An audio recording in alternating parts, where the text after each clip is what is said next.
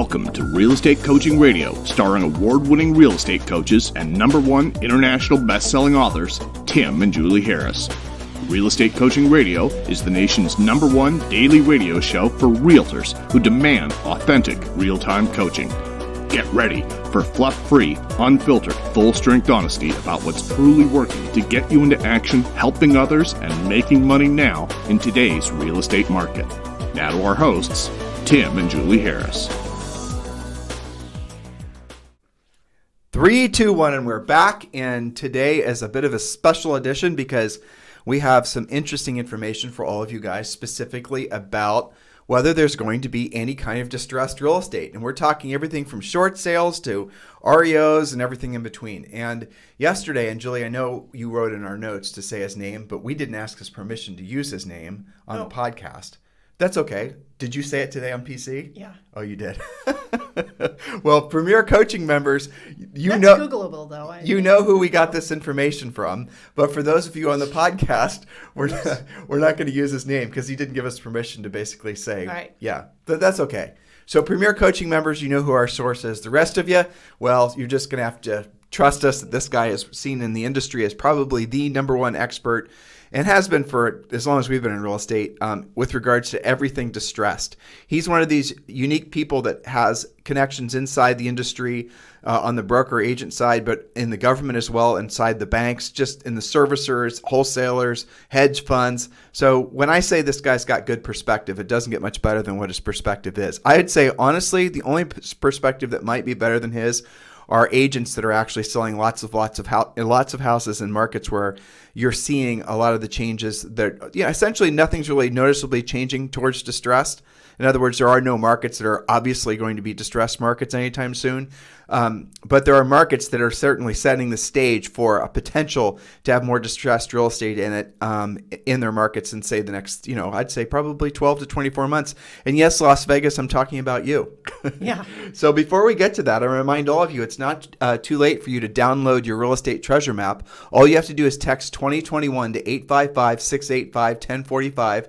Text 2021 to 855-685-1045. All right. Now, Jules, yes. We did have 2 people that said you sound faint on this, and it only is because you're not right. Exactly. Okay, no worries. Okay, so I appreciate the feedback. What we're going to be doing is we're going to be giving you guys some specific bullet points. And again, this is not a normal real estate coaching radio podcast because we're just taking this information in its rawest form. We're not going to be doing a lot of vamping on these particular questions that we asked him and things that we learned. So just get ready to take notes. I'll conclude for you, Julie and I will conclude for you along the way what you're supposed to be taking away so that you can actually have this as useful information for you. But in the interim, let's go ahead and get started. Julie, point number 1 with regards to the overall update on distressed property. Okay, yes. And so it is true that 22 million jobs have been lost, mostly due to the pandemic. However, stuff for you to understand, the peak of the forbearance. What is a forbearance? It is when the lender is allowing you to skip mortgage payments without harming your credit. There are specific rules. You have to sign it. You're not just saying, you can't just voluntarily stop paying. You have to have a formal agreement. But the peak of those forbearance requests was in March of 2020 when 8% of mortgages were in forbearance. Okay, so we are currently averaging more coming out of forbearance than going in. There was a little change to that this week. The numbers were kind of stagnant, but overall, there's more people coming out of forbearance than going in. And in fact, 87%, darn close to 90% of forbearances are ending successfully, meaning the person is able to resume their mortgage payments and not be distressed. 400,000 new distressed situations are expected to default, plus another 250,000 already in the system. Now that sounds like a lot. Altogether, it's 650,000 until you put it in perspective. Let's do drill down on that. So currently there's 250,000 people that are, a lot of them are lingering, believe it or not, from the last housing crash, that are in default, that are essentially, tracking to become REOs. But a lot of them are just normal, in any market condition, there's people that are going to essentially lose their houses through foreclosure. It's just part of the process. So evidently nationwide, according to Mr. X, shall we call him that? Sure. There are 250,000 people that are in that situation. Now, in addition to that, is what Julie was saying, 400,000 new folks are supposed to be, or household owners, homeowners are supposed to be entering in to the default process. And a lot of them are the ones that are basically going to be coming off forbearance and not be able to make their house payments because of, frankly, their jobs don't exist anymore in a lot of cases. And it's important to know that even though it does feel, especially in housing, like a bit of a housing boom, the reality of it is if there were no government intervention, and this is a little bit of commentary, but it is important you guys understand this. If there were no government intervention, it would certainly not feel like it does now. And furthermore, and Mr. X agreed with us on this point, there is no indication whatsoever that the government intervention will stop ever. Yeah. So there'll always be, for the foreseeable future, next 3 to 5 years, there's going to be low interest rates. There will not be any sort of big surge of REOs. It just won't happen because the government has already made it incredibly clear that they won't let it happen. And if you think about, most mortgages are backed somehow by the government. And if they're not, the servicers that basically, maybe the banks that actually are servicing those loans for themselves or for private investors, they're going to be encouraged not to do foreclosures as well. And there'll be lots of interesting little workout programs that we're going to touch on here in a second. So that answers the next question. Will there be an REO surge? Not likely anytime soon. And you asked that directly. That was not, speculative. That was a very specific question with a specific answer. Not likely anytime soon. No. Or no. Yeah, now let me stop there just for a second, because we've gotten a lot of questions on the Facebook Live, the Premier Coaching, where sometimes our listeners are getting from their investor clients or even from normal buyers, well, I don't know if I should act at this time because I'm waiting for the market to correct. So now you have facts and figures showing that, yes, there will be some, and you can have the hottest market ever. There's always going to be random foreclosures out there. But is there going to be a surge? No time soon. There's not going to be a big wave of depreciation in real estate like there was back in 07 and 08. I'll say, though, when the COVID hit, there was a little wave of depreciation that was happening in really all asset classes as people were sort of turtling up and not knowing which direction to go. But it did not last. It was essentially the buying, as soon as the Fed announced that they were going to start printing trillions of dollars, which I think a trillion is more than a gazillion. I'm not really sure. There's a lot of zeros there. Yeah, but essentially all asset classes. It's because we're entering into this new phase in this economic cycle called inflation. And again, we talk about that a lot on the podcast. But for the sake of today's podcast, here's your takeaway. Real estate in particular is going to continue to increase in price. It's not following a normal 7-year boom and bust cycle. This is something extraordinary, as an out of the ordinary, that we're experiencing now. And it's going to last at least for the next 3 to 5 years, which should be good news for those of you who are serious about helping people making money in real estate. Mrs. Harris, what about short sales? Okay, some short sales or a short sale-like solution will arise, but not in big waves and no time soon. Most particularly, FHA borrowers are the ones that are behind. Statistically, they're the biggest percentage that are behind. They're the most likely to go in default, but they're also the most likely to get government intervention. And we talked to Mr. X about the fact that a lot of people who are part of that 22 million jobs lost were actually renters, okay? So they're, going to experience some pain, and possibly the investors that own those properties. It's good that you actually remember that, because I didn't take notes on that point when he was talking, but that is a valid, that's going to be something fascinating. But we didn't talk about commercial real estate either. The books that I've been reading, one in particular by Jim Rickards over last weekend, he said specifically the greatest pain in real estate is going to be on the commercial side. For sure. Especially as there's a continued trend away from, bricks and mortar everything. And if you guys are still caught in a bricks and mortar, mental paradigm about real estate brokerages, you really need to take a hard look at what eXp Realty is doing. They've proven that consumers and you, agents, don't really need bricks and mortar locations. And so you can pretty much assume that as the whole industry is going to gravitate that direction over time as their leases expire, as their business models are able to adapt and change. But in the interim, the smartest move you can make is aligning with the company that's essentially already there, where the whole market's going to rush to be over the next 10 years, and that's eXp Realty. And yes, Julie and I were at eXp Realty, and yes, we'd love to sponsor you at eXp Realty. And yes, you can text me directly if you're ready to join eXp Realty or have more questions at 512-758-0206. Also, regarding those investors, in 2019, there were 250,000 fix and flips. That's an interesting stat. 10 to 12% of all transactions are investor purchases, and that amounts to 13 to 15 billion in volume yearly. So, even though there's a lot of people that are having to sell, there are also a lot of investors wanting to buy. And this is one of the reasons that we're not expecting a big wave of short sales or foreclosures, right? Because the demand is there.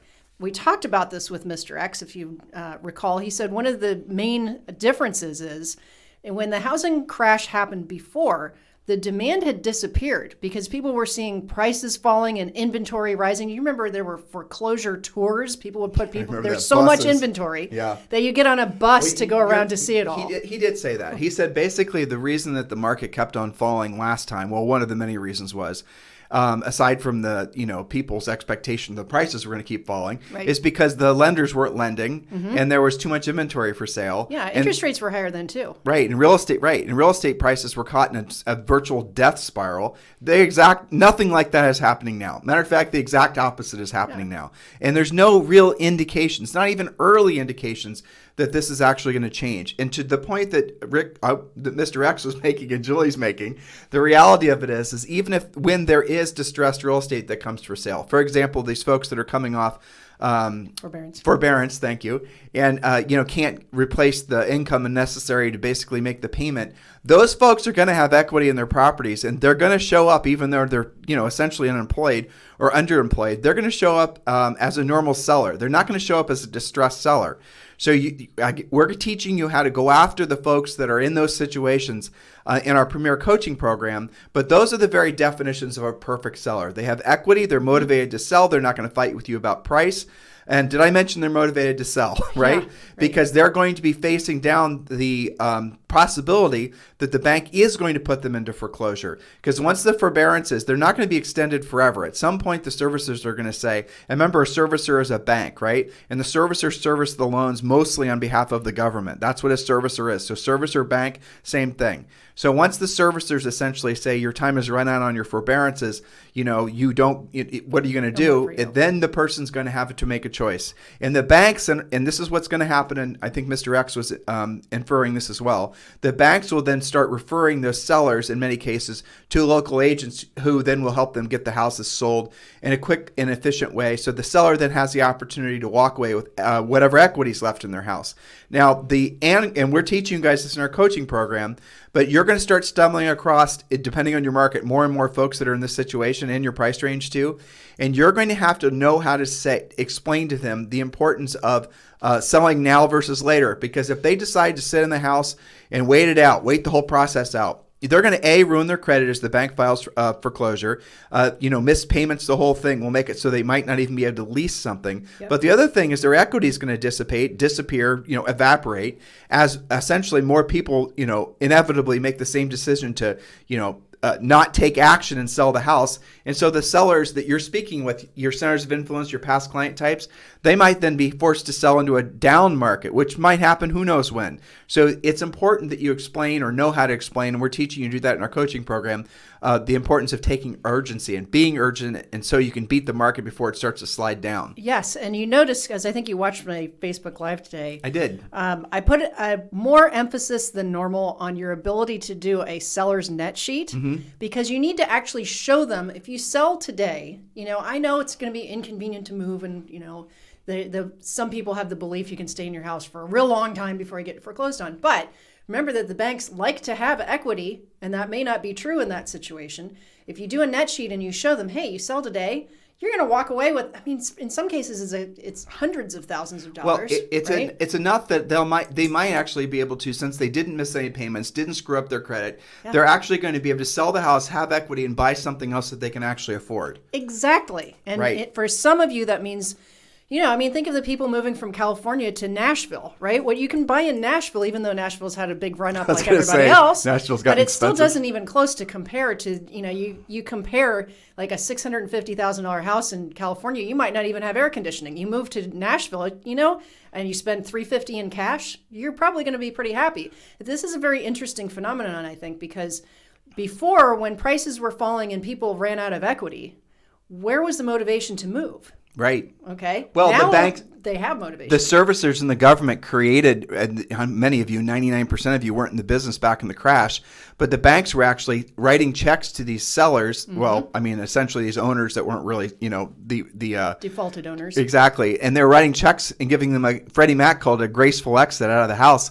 And depending on the price of the house, those checks were pretty big, giving them essentially moving money and all Cash the rest for of keys. it. Yep, all that. That was a very big surge, and it didn't last long. But will there be something like that happens this go around? Who knows? But the importance is you got to be very aware that your ability to help sellers in different situations, and you got to think also this creates amazing opportunity for you to double in your listings to find unlisted property that's going to be perfect for your buyers. Look for notice of defaults as those start creeping up in different markets. Again, not for the sake of the podcast because we don't have time, but we do teach all this to you guys in our coaching program. And this is the importance of you understanding that there always are going to be people that need to buy or sell real estate. And we focus primarily on those of the sellers, right? And you guys need to learn how to be listing agents.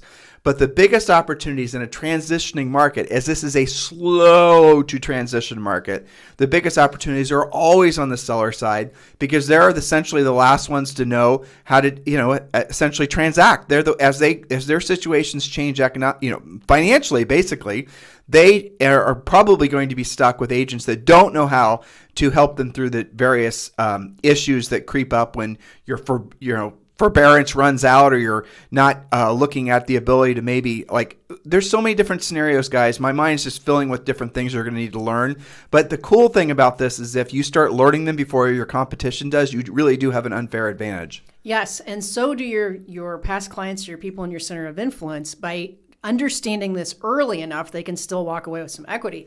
And, you mentioned there's multiple opportunities here. And we're talking about helping people who have equity but can't make their mortgage payment or get caught up. Okay, so here's the deal. Think about this fact. According to NAR, 35 to 45% of you guys who are licensed already own at least one rental property. How hard is it to find good rentals these days? You might be able to help a seller out by buying it yourself, okay? 90% of investors are mom and pop investors who own between 1 and 10 rentals.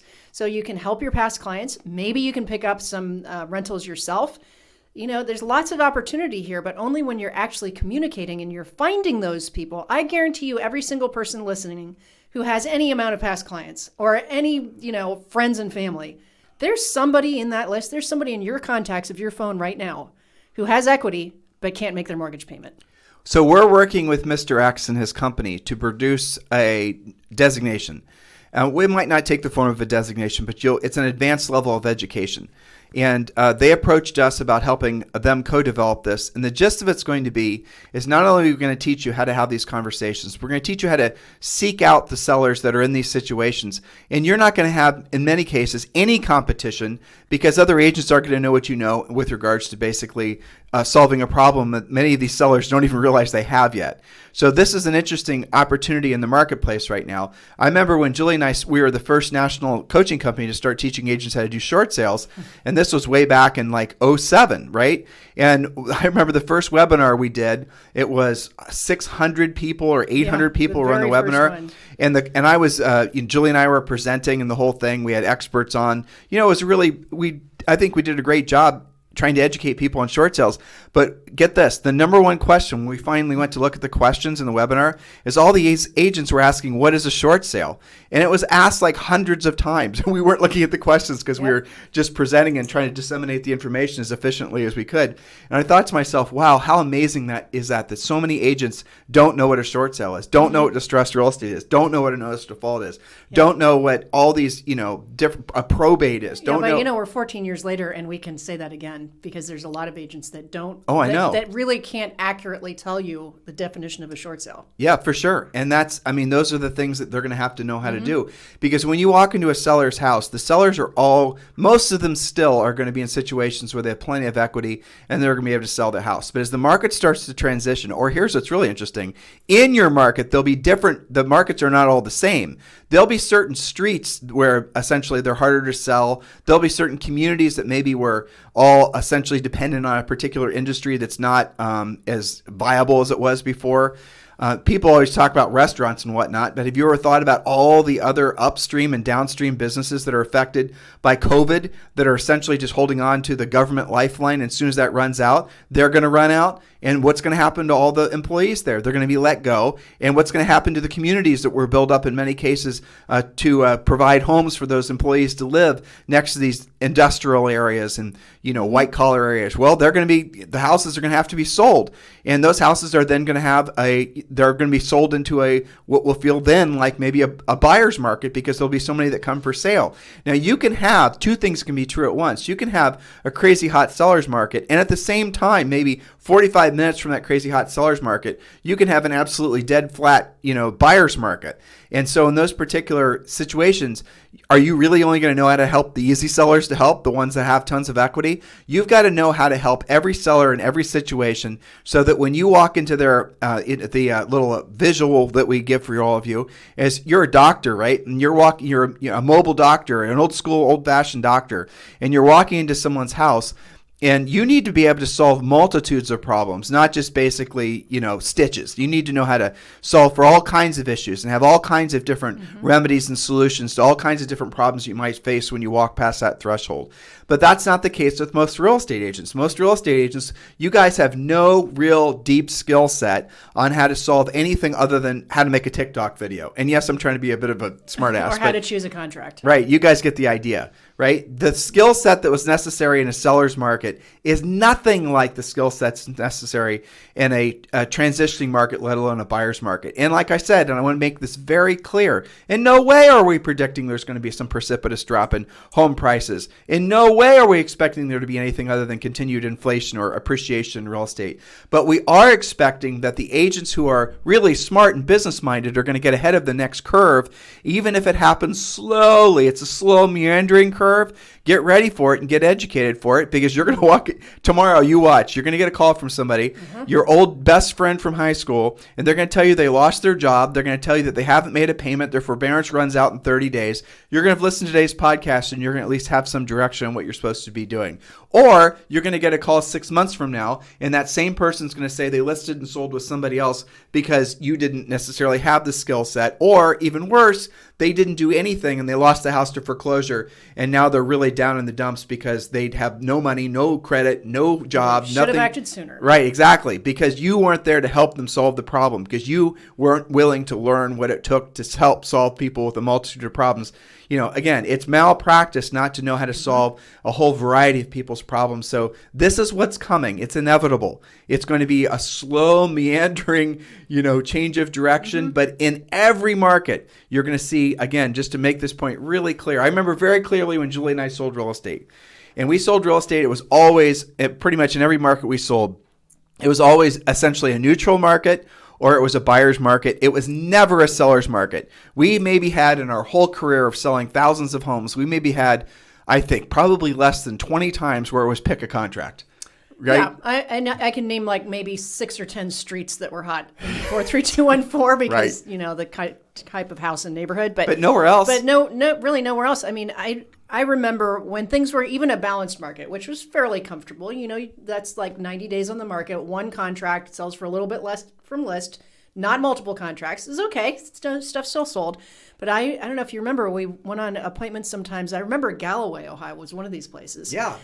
Where all that had to happen to get people distressed was there was a big swath of new construction that had gotten to be 3 to 5 years old, and all their mortgages adjusted. But Galloway also, if I remember correctly, overbuilt, too. A lot of the people that lived in Galloway, I might be wrong, but worked at Rickenbacker.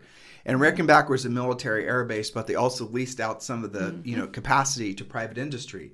And when those the military started to need, essentially, I think they closed the Air Force Base. I think so, or downsized massively. Right, and some of the industry decided it didn't need that much space anymore. Those people in those communities were essentially washed out. Reynoldsburg was like that. Yep. There were a lot of areas, and there was no equity to refinance out of. And these are just cycles, right? Things come back. I mean, but these cycles can last 20 or 30 years. Yeah. So here's the difference, though. In the housing crash that all these the ones that didn't live through it live in massive fear of the unknown, and the ones that did experience it live in fear of it happening again. Right. But very different than those times. Back then, a lot of our coaching clients were doing like 50-60% of their business was short sale or REO, right? So now, why are we bringing you this extra tool? Because during a hot seller's market and while all these forbearances were around, you guys really didn't get calls like that very much. It was more like, how much can I cash out of my house? But now that things are changing because forbearances are running out and because jobs are disappearing, there's entire buildings full of people that the building's going to be sold. The business doesn't exist anymore. They're not getting reemployed. So now maybe 1 in 10 of your deals will be like this. Maybe it'll be 2 in 10. We're here to protect your interests so that you can, instead of say, oh no, you can live in your house forever. They're not going to take it anytime soon, whatever. Or I don't do that. Instead, you're going to say, yes, it'd be my pleasure to help you with that. I have the exact tools necessary so that you can get out, cash out some of your equity, and have some options. And I think it's very interesting because we didn't have this in the other thing that we have now that we didn't have in the previous housing issues was this phenomenon of defaulted, but not upside down. Right. Don't you think that's a weird combination? You're talking about default. Well, they haven't technically defaulted, right? Or about to. Or about to. But here's what's really interesting to your point. And we talked about this with Mr. X yesterday. You have people now that haven't made a payment in a lot of cases since last March. Yeah. Right? And now we're going on a year.